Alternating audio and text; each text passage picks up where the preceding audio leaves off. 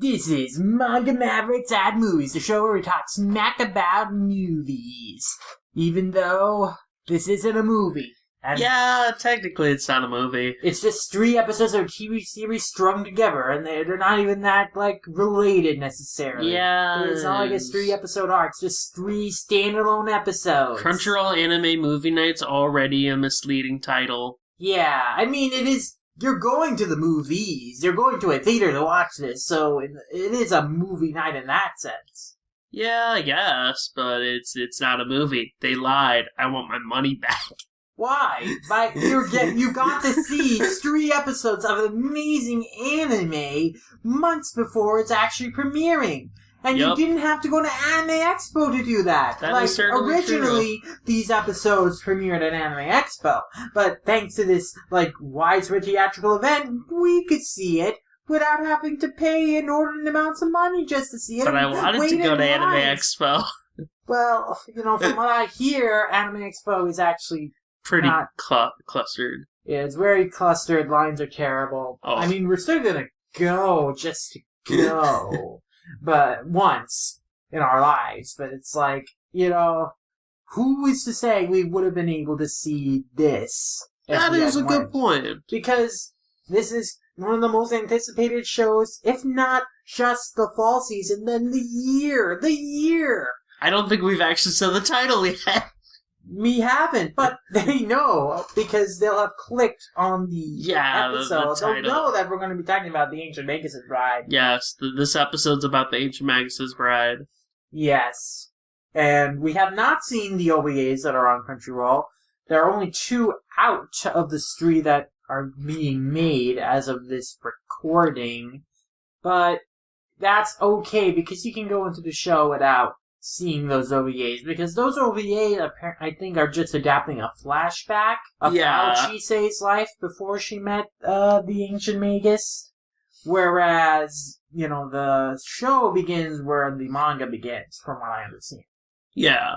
And basically, the premise of Ancient Magus' Bride is that this girl sells herself into slavery because she feels like no one wants her, and this, disgusting guy who guesses human trafficker, he finds her about to commit suicide by jumping off of a roof, and he's like, hey, if you think your life is worthless anyway, why not give it to someone else and be useful to them, which is disgusting, but she's so depressed and self-depreciating that she goes along with it, but luckily she gets bought by this skull-headed ancient wizard guy called Elias Ainsworth, who takes her, says that he's going to make her his apprentice, and they go back to England together. He saves her from duplicitous fairy elves who want to drag her into their world. Never trust a fairy. Navi's trying to fuck you over in Zelda, guys. Clearly. And, but the twist is he also intends to marry her, which is perhaps rather creepy because she's an underage girl and he's a hundreds of years old wizard. Yeah, I mean, it worked for Inuyasha and Kagome, so... but Inuyasha was mentally and physically 16, I guess, I think Inuyasha also was... Because Inuyasha was sealed to that tree for 100 years, but I think he just grew up. He aged normally, right? Yeah, I guess, because he doesn't look old, so... Yeah. Never mind, then. Inuyasha Kagome's okay. Yeah, but in this case, this is like you're raising a girl to become your bride. I mean, this isn't Usagi. You're making it sound like Usagi drop. This isn't like some infant. She's like... Yeah, she's like 17. Isn't it? Yeah, I suppose. So, yeah, and she's something called a Sleighbegi, which is like a special magical person who draws magical beings and events to her. Yeah, essentially they have high magical awareness. Yeah, so she can see a bunch of magical creatures and stuff and, interact with them pretty normally. She has a high magical output that's actually pretty, unordinary for even most magicians. So, that's pretty interesting. as a character, I feel like Chise, the main heroine, she was very passive in a sense in these first 3 episodes because she was just being dragged along to various places. However, at the same time, she was incredibly sympathetic because how can you not sympathize with this poor girl who's just been so destroyed mentally by life and by how terrible her upbringing was. People saying that they don't want her own mother, saying that she never wanted her, and killing herself, like, in front of her eyes, jumping off a roof in front of her eyes, and when she was just a child. Whoa, this is messed up stuff, man. Yeah.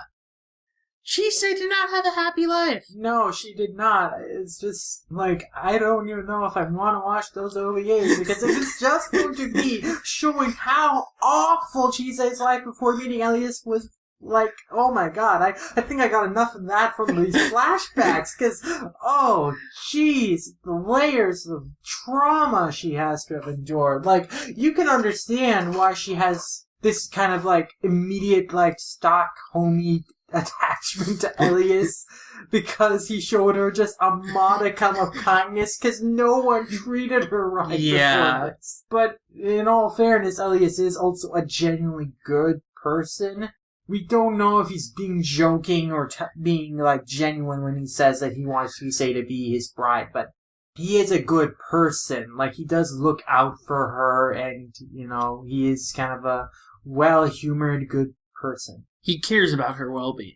Yeah, he actually cares about her well-being, and, luckily, through him, she also meets other people who care about her well-being, like the blacksmith woman, Angelica, and then the dragon guy. The dragon Magus. Yeah, Lindenbaum. Yeah, so that's pretty cool that, you know, she's just finally making friends and finding people who value her, and that's nice. And she also kind of realizes, you know, she can do something for other people, you know, just because she's innately kind and empathetic. Like, for the elderly dragon who, you know, is about to pass away. Like, she, you know, spends his final moments with him, and it's like, it's very touching, and, you know, he shows her, like, the magical experiences he had in his youth, flying through the sky, and that 3rd episode, I have to say, if that is not one of the best episodes of the year, of just any anime episode, I would be surprised, because what if it's the best episode's another Ancient Magus episode that we haven't seen yet? That could very well be the case. But, man, the emotions in that episode were just so strong. Like, Chise, like, envying, like, the elderly dragon for, like, you know, being on death's door, like, wishing that she was dead. And it's like the elderly dragon telling her, no, do not wish for death. You have so much to live for. Let me show you the boundless possibilities that this world has to offer. It takes her through the skies. Oh my god! This show captures the mindset of a suicidally depressed person, and, like, makes her so sympathetic and, like, endearing without feeling, like, pathetic and annoying. Like, you know, they could easily have made Chise's character feel like too depressed, but I think it's just a combination of just how tragic her character is, just makes how she feels so believable. And it's also the fact that she doesn't always complain about, like, the world sucking and her life being terrible. Like, she's just very modest about everything, and she just, like, she doesn't think she deserves kindness or, like, happiness or anything, but, like, you know, what Elias and what all the other people are probably going to show her, like, you know, yeah, you're worth it. You're a worthwhile person who deserves to be happy. It's just, oh my god, it just fills me with so much cathartic experiences and joy. Yeah, it's really nice. Like one of the most emotionally powerful shows that I have seen in a long time. Like, I was thinking about this show all the time after on the car ride home, and then the days following it. It was like, oh my god. So this reminded me that you still have to watch March Comes In Like a Line, because that's, like, probably the most emotional thing I've seen in a long time, but this comes pretty close to March Comes In Like a Lion. Okay, sure, I'll watch that. But yeah, I mean, I am seriously tempted to read the manga for this. Yeah, same. Like, from what I understand, this adapted the first 3 chapters, which, when you think about it, doesn't seem like a lot, because these chapters are about 50 pages, I think. But from the way they presented it, through the visuals and through the music that they use, like, it just works really well. It makes you immersed. It's not some super fast pacing or anything, but you feel engaged while watching it, and that's the most important thing. Yeah, it feels well paced. It doesn't feel like things are going too slow. And if anything, I was surprised by how fast everything went. Yeah. Because I was so engaged with the show. When you're watching it, it feels like it's going by really quickly. Yeah. Because you get so immersed because it's just so well presented.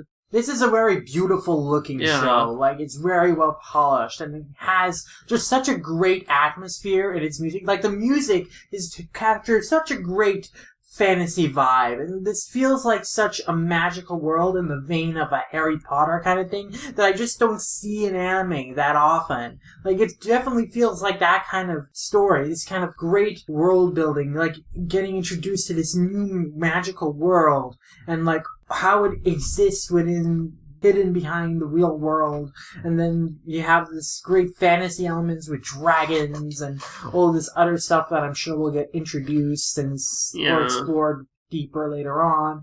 You get concepts and new awesome mythology, like with the sleigh beggy. You get some foreshadowing about like chasing out having long to live or something. It's like, oh man, there's just so much going on in the show. Just 3 episodes in, it's not wasting your time. It's everything in this show is interesting, presented in a beautiful way. The colors are just gorgeous. The flying scene, again, if that is not one of the best scenes in anime this year, I don't know what is. Because the colors, the music, like, that was a spectacle. That was just beautiful. Ancient Magus' Bride is like Wit Studios' big production for this year, and you can tell that they're putting everything into it that they can. The show is just so good. Yeah, can it be October already, please? Just can we freeze ourselves to October like Cartman tried to do for that Wii? Maybe. This freaking podcast. Who knows? This might come out after October. Yeah, it might. Handling editing. We have so many of these episodes that aren't edited yet. Yeah, I'm sure everyone's getting annoyed by listening to in every podcast that we talk about our backlog, right? Yeah. Yeah, I mean, this director, he seems to have worked on some... I don't know if a lot of these shows are necessarily beautiful, but he doesn't have actually that many directing credits. I think the only other couple of shows where he was like a chief director on was like Blood Sea, Hyokichi, and the Yowamushi Pedal movie. The director being Norihiro Naganuma, to clarify. So, yeah, I'm not too familiar with the director's work, but he does some dang good stuff. Yeah.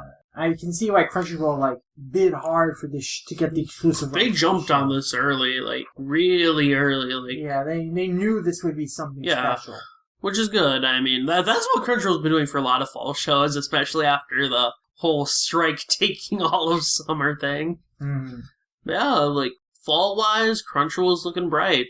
You got Ancient Magus' Bride, especially. Wow, Junichi Matsumoto, the guy who's doing music, doesn't seem to have done music to any other show before. Dang. He's had some random credits on some other shows, but this seems to be his first music credit, which is insane. Wow, there's new talent on this show, and it's incredibly fresh. Maybe that's part of the reason why it feels so distinct. It's you've got this new talent coming in. It feels a lot different from previous Witch shows, for sure. Yeah, I like this. It's great. Ancient Magus' Bride is probably going to be the best episode of the fall season. The best series of the fall season. Yeah.